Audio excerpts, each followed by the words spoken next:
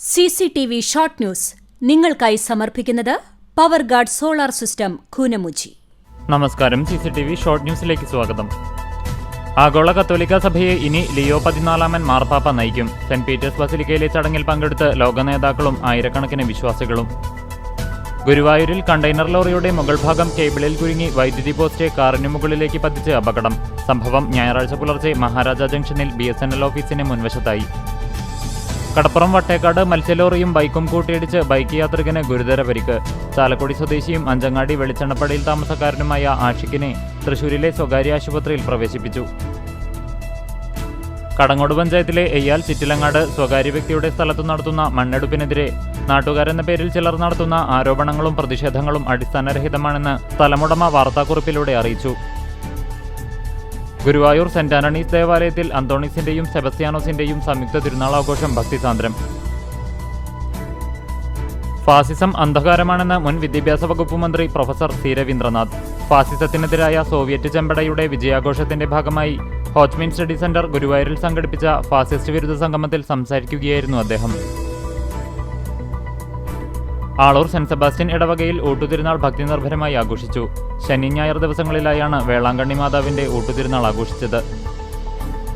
തൃശൂർ ജില്ലാ building and construction workers union Vadakkanchery area സമ്മേളനം Mangad panchayat community ഹാളിൽ നടന്നു. കോൺഗ്രസ് പാവർട്ടി മണ്ഡലം കമ്മിറ്റിയുടെ പ്രവർത്തക കൺവെൻഷൻ AICC അംഗം അനിലക്കര ഉദ്ഘാടനം ചെയ്തു. പാവർട്ടി മണ്ഡലം പ്രസിഡന്റിന്റെ അധിക ചുമതല അനിലക്കരയ്ക്ക് നൽകി.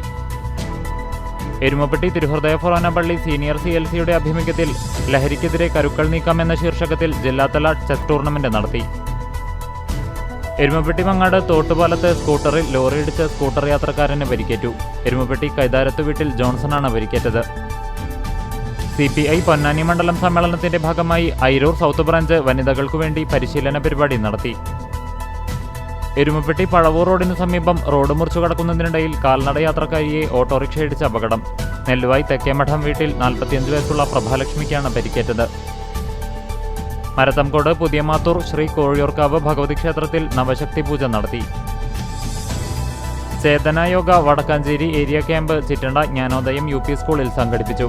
വടക്കാഞ്ചേരി MLA സേവ്യർ ചിറ്റിലപ്പിള്ളി ഉദ്ഘാടനം ചെയ്തു. പെരുമ്പിലാവ് കോത്തോളിക്കുന്ന് മൈത്രി ചാരിറ്റബിൾ ട്രസ്റ്റിന്റെ നേതൃത്വത്തിൽ നടത്തിയ സൗജന്യ നേത്രപരിശോധനാ ക്യാമ്പ് CPM ജില്ലാ സെക്രട്ടേറിയറ്റ് അംഗം M ബാലാജി ഉദ്ഘാടനം ചെയ്തു.